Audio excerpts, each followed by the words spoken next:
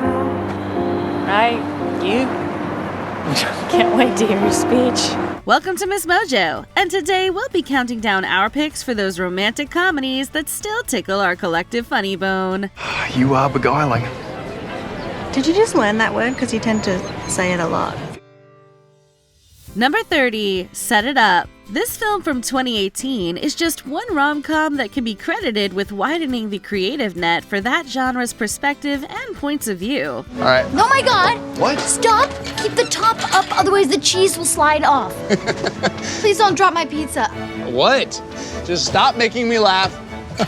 I'm serious. Stop making me laugh. I'm not trying Stop. to. I mean it, okay? It is in my possession. I got this. The fact that Set It Up was both written and directed by women isn't lost on us, nor is the fact that it wound up being satisfyingly engaging and funny. Granted, the plot does work around established genre conventions and story beats, but it does so in a manner that's charming enough that we don't really care. Glenn Powell and Zoe Deutsch are great leads that throughout the course of trying to set up their bosses wind up falling in love themselves, and we feel great rooting for them the whole way. You are unbelievably bad at beer pong. You're a sore winner, and you use too many exclamation points. And yet? Number 29, Trainwreck. Comedian Amy Schumer couldn't have crafted a better starring vehicle for herself than 2015's Trainwreck.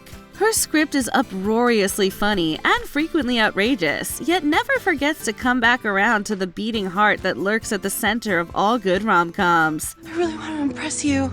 Yeah, I want to show you I can work hard and put myself out there, you know? Oh, I got that. This film boasts reliably strong direction from Judd Apatow, who co-produced, while Schumer's leading man Bill Hader is a fantastic foil. Oh, and there were also those infamous supporting roles from folks like LeBron James and the WWE's John Cena that got a lot of people talking about just how good Trainwreck was then and now. And I'll develop a CrossFit program and patent it.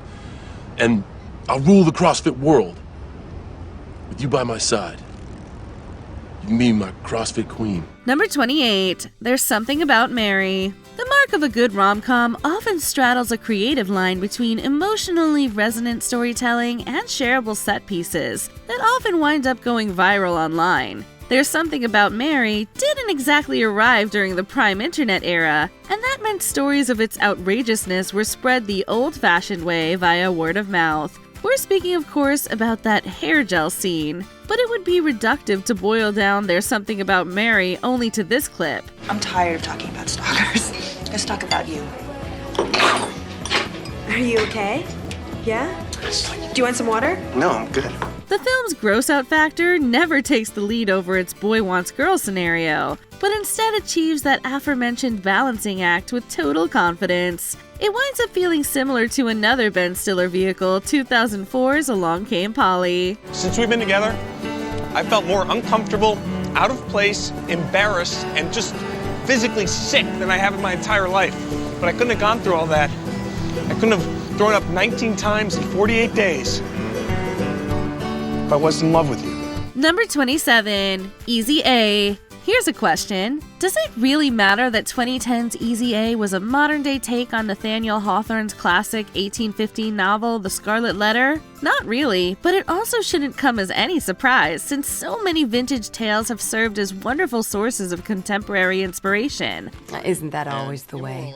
The books you read in class always seem to have some strong connection with whatever angsty adolescent drama is going on. This goes double when the end results are as funny and as clever as Easy A, which hinges upon a great lead performance from Emma Stone. The tried and true trope of a little lie growing into a very big problem works great here as Easy A navigates love, shame, and sexual politics in a manner that still makes for a great viewing today. You think I'm cool? I do, and I think you're pretty. And smart. Well, did you form this opinion prior to my little transformation? Way prior. Wow. Why did that rumor spread? Number 26, Just Go With It. The filmography of Adam Sandler tends to fall within a number of predictable categories, from those reliably goofy vehicles to some surprisingly serious deep dive character pieces. You don't think it's crazy? Danny, you don't need my permission. Okay, you're a big boy. Just Go With It arrived after Punch Drunk Love, but before Uncut Gems, and sees Sandler delivering one of those tried and true rom-com performances that's made his personality so relatable over the years. Well, the sprawling and elaborate lies of his protagonist here may not be exactly relatable to us, but that's also part of the fun of watching Sandler work. His everyman charm makes even his most flawed protagonists engaging and easy to follow. That's nice. It's nice to tell the truth. That's good. The truth is fun, isn't it? Like, were you telling the truth when you said you might be in love with me? Number 25, Always Be My Maybe. This is another film that's indicative of growing representation at the Cineplex, an across-the-board reality that's become a part of basically every genre, including rom-coms. You're right. This is good. This place hasn't changed one bit either. Those women are still so rude and disappointed that neither of us speak Cantonese. Hello, 你好嗎，小姐？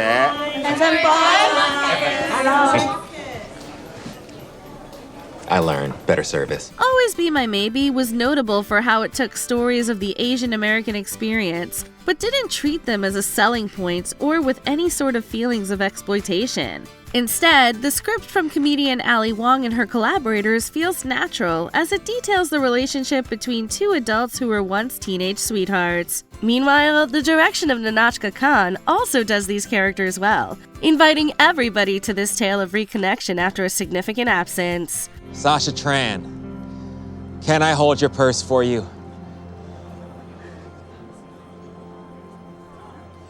That was the bad version? It was good.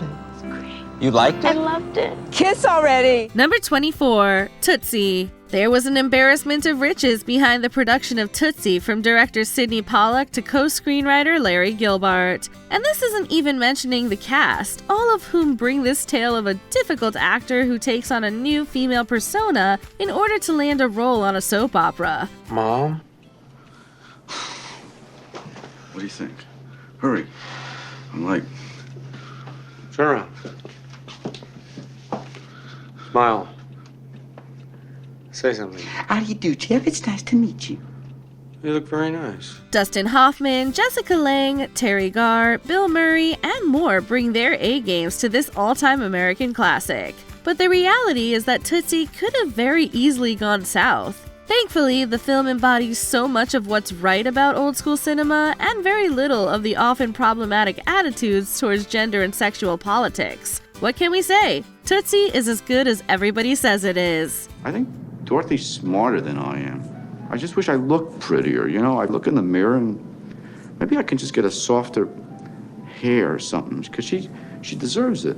Number 23, Bridget Jones's Diary. It was the rom-com that spawned a franchise, an adaptation of a 1996 novel that had more than a little story assistance from Jane Austen's Pride and Prejudice. It's a truth universally acknowledged that the moment one area of your life starts going okay, another part of it falls spectacularly to pieces. The historical origins of Bridget Jones's Diary wouldn't matter at all had this film not been a hit, however, with all the flowers being laid at the feet of Renee Zellweger in helping make that a reality. Oh, and let's not forget her two leading men, Colin Firth and Hugh Grant, who both assist in making Bridget Jones's Diary charming AF. And sure, not everybody reads this film in the same way through modern eyes, but the body-positive, self-love aspects of Bridget Jones should still be applauded and enjoyed for what they achieved back in the day. I like you. Very much. Apart from the smoking, and the drinking, and the vulgar mother, and the verbal diarrhea. No, I like you very much.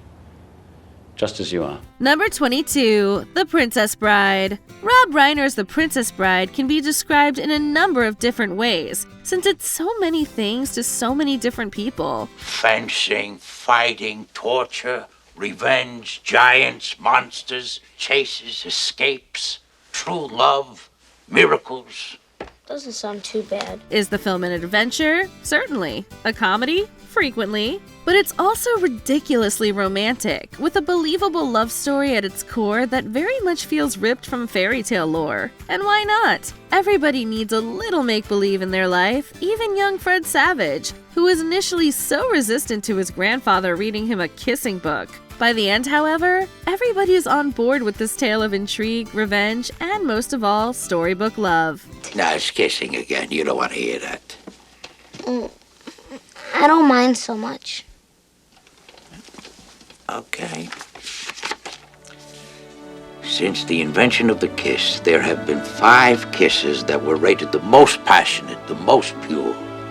This one left them all behind. Number 21, Annie Hall. The reputation of writer-director Woody Allen may be a controversial one today, but this should take nothing away from what he and co-screenwriter Marshall Brickman achieved in 1977 with Annie Hall. Why did I turn off Alison Porchnick? She was beautiful, she was willing, she was real, intelligent. Is it the old Groucho Marx joke that I just don't want to belong to any club that would have someone like me for a member? The film has been lauded as one of Allen's true masterpieces, thanks largely to an epic performance from co-star Diane Keaton. The latter's work as the title character was a watershed moment for Keaton as an actress, showcasing both charm and timing, not to mention one killer wardrobe. You're a wonderful tennis player. Oh. You're the worst driver I've ever seen in my life. That's any place, the worst. Europe, any place. Asia. Yeah. And I love what you're wearing. Oh, you do? Yeah? Oh, well, this tie is a present from Grammy Hall. The frequent neuroses of Allen's Alvy Singer is detailed through both unique cinematic decisions as well as narrative choices, all the while never forgetting to remain memorably heartfelt. The end particularly hammers this home in classic, quirky Woody Allen fashion. The doctor says, well, why don't you turn him in? And the guy says, I would, but I need the eggs. Number 20, 27 Dresses. You buzzed past me earlier. I saw you changing gowns. You were in 2 weddings in one night, weren't you? It's a little upsetting, don't you think? Well, they're both really, really good friends of mine, and their weddings happen to be on the same night, so what was I supposed to do? Always a bridesmaid, never a bride. In Jane's case, a whopping 27 times. Then she meets a cynical reporter named Kevin who covers wedding announcements even though he believes marriage is a sham. Sparks fly and hijinks ensue. She's got electric boots and low hair shoes. You know I read it in a magazine. Oh, I love the song.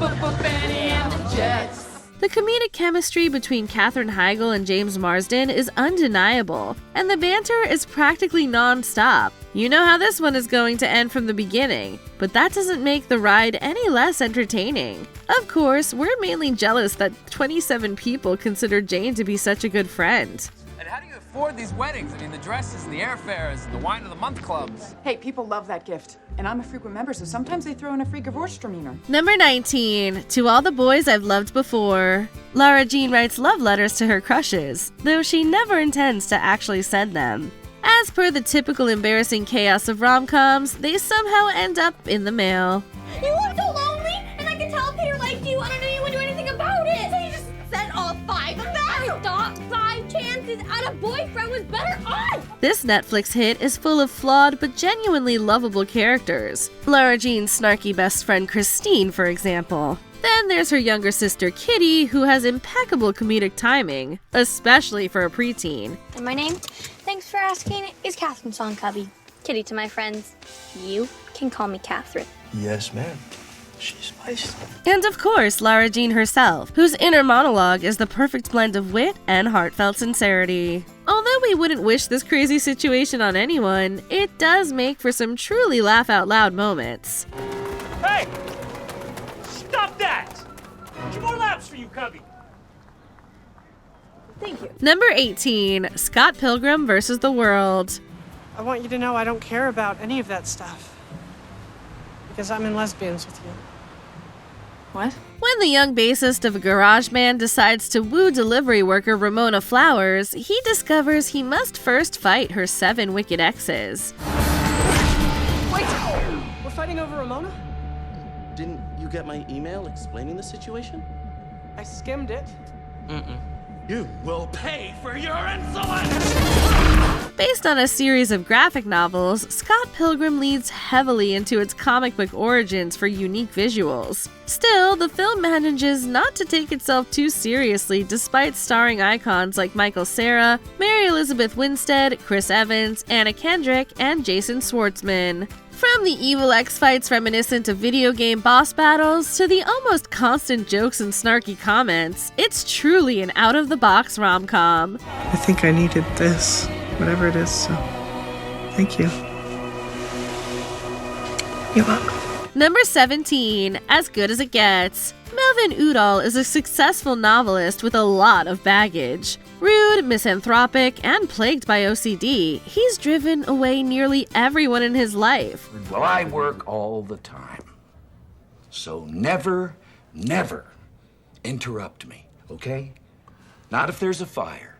Not even if you hear the sound of a thud from my home, and 1 week later, there's a smell coming from there that can only be a decaying human body. Melvin's constant verbal abuse of his artist neighbor Simon, not to mention pretty much everyone else around him, is so over the top it's absurd, and we can't help but laugh. Only Carol, a waitress at his daily breakfast spot, can tolerate him, but Carol has problems of her own. I was gonna guess by your eyes, I'd say you were 50. If I went by your eyes, I'd say you were kind, so much for eyes. Jack Nicholson is at his most Jack Nicholson, and it's an utter delight. When Carol's patience and a little dog's love starts to rub off on Melvin, he finds himself changing in small but significant ways, and we find ourselves rooting for him. I got a real great compliment for you, and it's true. I'm so afraid you're about to say something awful. Don't be pessimistic. It's not your style. Number 16, 10 Things I Hate About You. It's your girlfriend's sister. Wait, that's Bianca's sister? The mewling, Rampalian wretch herself. Based on Shakespeare's play The Taming of the Shrew, this teen rom-com takes place not in Padua, Italy, but in Padua Hills, Washington. High school sisters Kat and Bianca live under the thumb of their paranoid, overprotective father. While Kat has no interest in the immature boys at school, Bianca wants to date and go to parties like a normal teenager. What's normal? Those damn Dawson's River kids sleeping in each other's beds and whatnot? Daddy, that is so not. Got news for you. I'm down. I've got the 411, and you are not going out and getting jiggy with some boy. I don't care how dope his ride is. The girls, their romantic pursuers, and their father constantly trade one-liners, and the sarcasm flows magnificently, just as it does in the original play. We think the Bard would approve. Have you seen it? Who? William! He asked me to meet him here. Oh, Mandela, please tell me you haven't progressed to full-on hallucinations. Number 15, Notting Hill. Hugh Grant has charm coming out of his ears. It's no wonder he was the rom-com king in the 90s and 2000s. I'm very sorry about the surreal but nice comment. Disaster. That's okay. I thought the apricot and honey thing was the real low point. When humble bookstore owner Will crosses paths with a beautiful American movie star, he doesn't exactly sweep her off her feet. But his bumbling sweetness combined with his dry English wit make him irresistible. It's a tease. Yeah, well, it's a disease. It's a clinical thing. I'm taking pills and having injections. I'm told it won't last long. Despite all the complications in their way, the two can't bear to stay apart. Filled with a quirky cast of unique characters and absurd situations, this movie's particular brand of humor is both entertaining and heartwarming. No, nice try, gorgeous, but you don't fool anyone.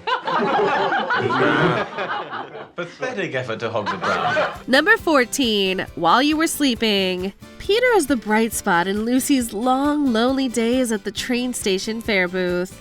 My Prince Charming. Well, we've never actually spoken, but I know someday we will. I know it. I just know it. Despite being virtual strangers, when an attack by muggers puts him in a coma, a series of misunderstandings leads Lucy to pretend to be his fiancé. But it's Peter's brother Jack who ends up winning Lucy's heart. And then I leaned. Yeah. Okay. How did I lean when I leaned? How were you leaning? It's Yeah. a lot different than hugging. Hugging's very different. Hugging, that involves arms and hands and leaning, his whole body's moving in like this. This movie could have been just another generic romantic comedy, if not for Sandra Bullock's irresistible appeal. As the hapless Lucy, she manages to be both graceful and inept at the same time. As she struggles to keep up her ruse, it's no surprise that Peter's entire family falls for her. I need to ask you a question. Get down on your knee. It's more romantic. Proposing, let him do it. I am letting him do it. Number 13, Crazy Stupid Love. The last person in the world that I want to hurt is you. If you keep talking, I'm going to get out of the car. I think the fact that I did it just shows how broken we are. Okay. How much we really need help. Oh my God, Cal! Cal is middle-aged, recently divorced, and kind of pathetic. Jacob, on the other hand, is young, stylish, and very successful with the ladies. Do you find me attractive? She does. I don't. You do. She does. Yes, she does. I don't. You do. You do. When Jacob decides to help Cal turn his life around, they both go through some unexpected romantic highs and lows. Although Steve Carell is the better-known comedic actor, Ryan Gosling holds his own alongside the veteran and proves that he too is no slouch when it comes to humor. And who doesn't love a classic makeover montage, especially when the jokes come as fast as the outfit changes? Be better than the Gap. Be better than the Gap. Say it. I'm better than the Gap. Number 12, The 40-Year-Old Virgin. At this point, we'll watch anything with Steve Carell in it. He stars as the titular virgin, Andy, whose co-workers team up to help him overcome his virgin status. All right, Ninja Master. We've given you all the advice we have to give. Now you gotta put it in action. Advice? You guys all give me different advice. As is the case in many director Judd Apatow's films, much of the dialogue in this movie was improvised, giving this cast of brilliant entertainers plenty of opportunities to flex just how truly hilarious and quick-witted they are. Still, there is one scene where Carell isn't acting. Oh, we're gonna need more wax! I'm staying. This is gonna be good. And clear all my appointments in the afternoon. The waxing scene is 100% real, and it really makes the whole thing that much better. Alright, everybody hold up heart hands for Steve Carell. Sweetie pie hole! ¿Cómo se llama? No, Kelly Clarkson! Number 11, Groundhog Day. How much longer do I have to sit here? I'm just trying to give you your money's worth. You paid top dollar for me. Wow, I think you were a bargain. Sweet of you to say. You're probably right. Imagine having an infinite number of chances to change your life and win over the person you love. After a while, you might get pretty creative. The original Groundhog Day puts an ingenious spin on the genre, trapping the protagonist in a time loop that repeats every 24 hours. I don't worry about anything anymore. What makes you so special? Everybody worries about something. Well, that's exactly what makes me so special.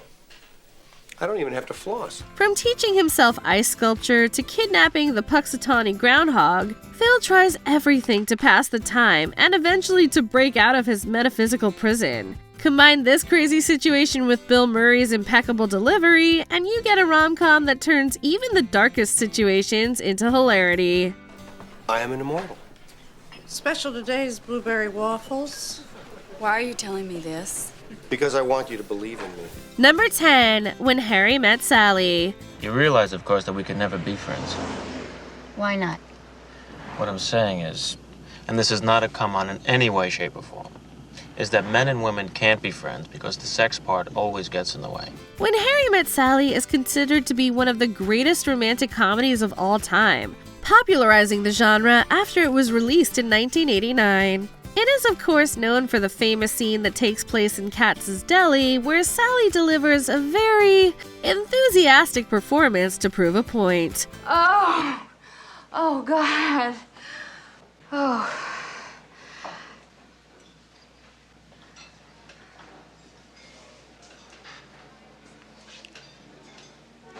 I'll have what she's having. While Billy Crystal and Meg Ryan are both excellent in their leading roles, Carrie Fisher adds great comic relief as Sally's best friend Marie. The film is also peppered with interviews of elderly couples telling their love stories, each of which is funnier than the last. What did I say? You said, what are you doing after? Right. So I ditched Roberta, we go for coffee, a month later we're married. 35 years today after our first marriage. Number 9, Just Friends. In romantic comedies and teen movies, it's typically the girls who have the dramatic makeover. But that trope gets gender swapped in Just Friends. In this story, Ryan Reynolds stars as Chris, a guy who was overweight and nerdy in high school. When he comes back to his hometown as an adult, however, he's become both successful and incredibly good-looking. You look so great. Look at this body. You're like a new man. So naturally, he sets out to win the girl of his teenage dreams. The movie is full of over-the-top gags and laugh-out-loud moments. Wow, you don't see that every day. At its heart, it also features a sweet love story between two former besties who finally managed to make it work after years apart. I don't want to tell you how beautiful I think you are, inside and out. And I want to have babies with you, and I want to marry you, and I love you. Jamie, I always have. Number 8, Moonstruck. Today, it's kind of hard to picture Nicolas Cage as the star of a romantic comedy, and perhaps equally hard to imagine Cher starring opposite him. Would you like to go someplace so we could talk? I have no life. Excuse me? I have no life. My brother Johnny took my life from me. I don't understand you. But that's exactly the unlikely combination that 1987's Moonstruck gave us. Cher even won an Oscar for the role. I'm in love with you. Snap out of it. The movie is something of a cult favorite because of the way it balances offbeat comedy and an engaging story that takes us into the world of a group of quirky Italian Americans living in Brooklyn. He got hit by a bus. No, bad luck. Your mother and I were married 52 years. Nobody died. You were married, what, 2 years? Somebody's dead. Don't get married again, Loretta. Rom-coms aren't known for being hits with the critics, but this one holds a Rotten Tomatoes score of 94%. Number 7, Forgetting Sarah Marshall. Technically, Forgetting Sarah Marshall is more of a breakup movie than a traditional rom-com, but don't worry, it totally has a happy ending. In fact, if you're going through a breakup yourself and need a good laugh, this movie might be the perfect thing to cure your heartbreak. Peter, you suck. Peter, you suck. Peter, you don't do anything of value. Jason Segel plays a guy who has just been dumped and has to contend with the fact that his ex is now dating a famous rock star. Things only get worse for him when he heads to Hawaii to take a vacation and learns that both his ex and her new beau are at the same resort. She's here with some guy already. Kind of messed up. Right? While getting over a broken heart is usually more devastating than comedic, this movie is able to poke fun at all of the awful things that happen to Segel's character, making us able to laugh at our own breakups too. Maybe it's good we got hurt like that, you know? I don't know about you, but it makes me feel like impervious to pain. Yeah. Kind of like there's nothing left to be afraid of. Number 6, My Best Friend's Wedding. My Best Friend's Wedding is a unique romantic comedy in that, spoiler alert, it doesn't have a happy ending. The misery, the exquisite tragedy, the Susan Haywood of it all. The plot revolves around Jules, played by Julia Roberts, a woman who suddenly realizes she's totally in love with her longtime best friend. Unfortunately, this revelation comes just before he's about to get married. Now I'm just scared, so I realize this comes at a very inopportune time, but I really have this gigantic favor to ask of you. Choose me. Marry me. This is a movie that's much more about the journey that the protagonist goes through than it is about a fairy tale happily ever after. Along the way, she makes plenty of mistakes, and each one creates increasingly funny scenarios as the plot moves along. I think I'm gonna cry. Me too.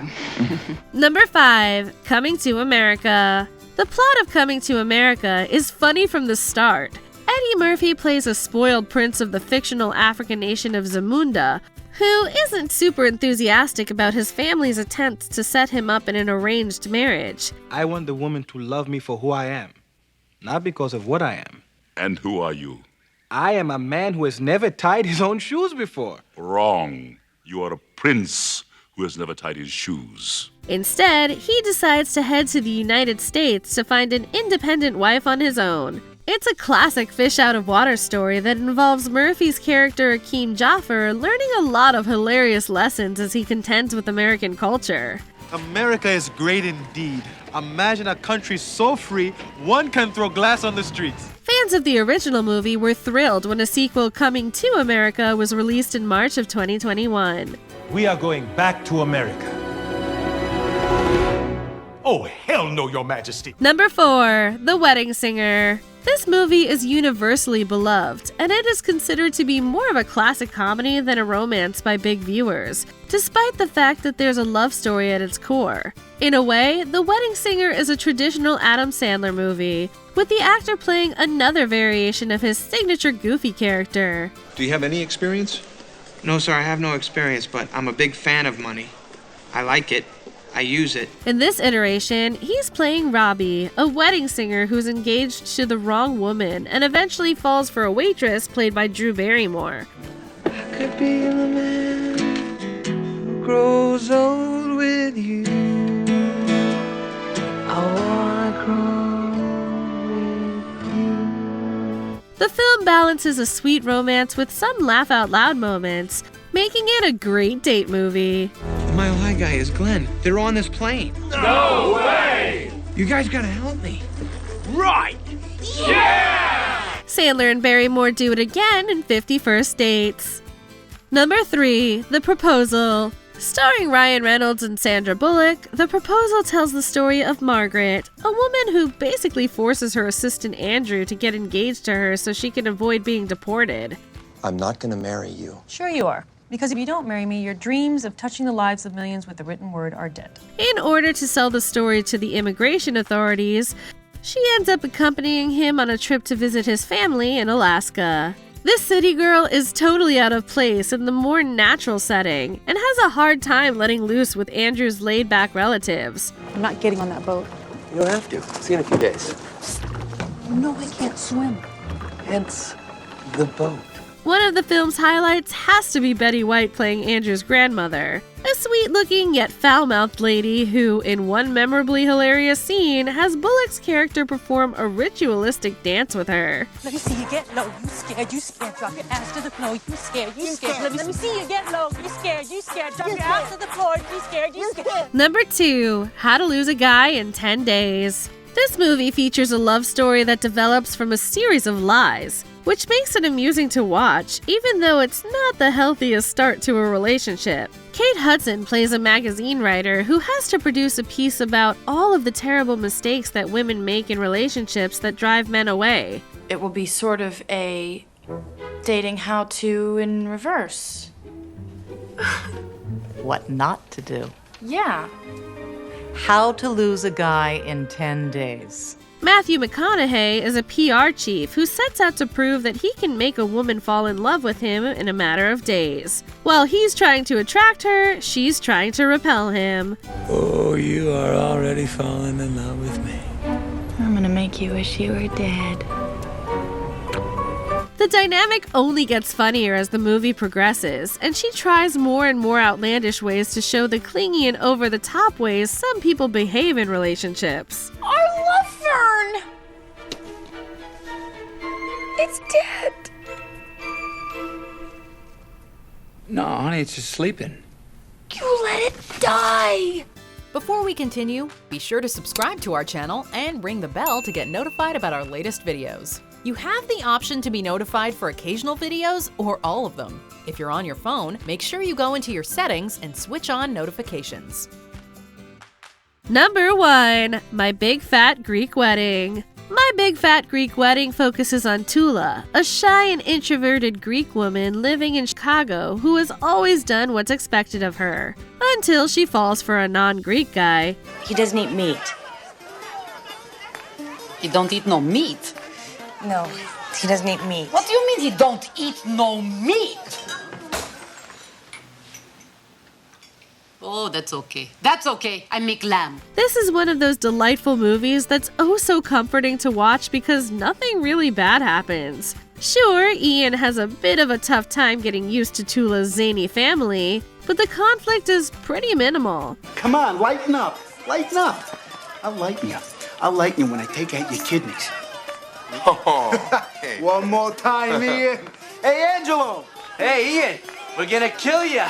Opa! What carries the movie is the utterly charming cast of characters who make us laugh all the way through, whether they're curing everything with Windex or getting personal with the in-laws. And inside the lump, he found teeth and a spinal column. Yes, inside the lump was my twin. What to you defines a truly great rom-com? Do you think a rom-com convention could work? Let us know in the comments.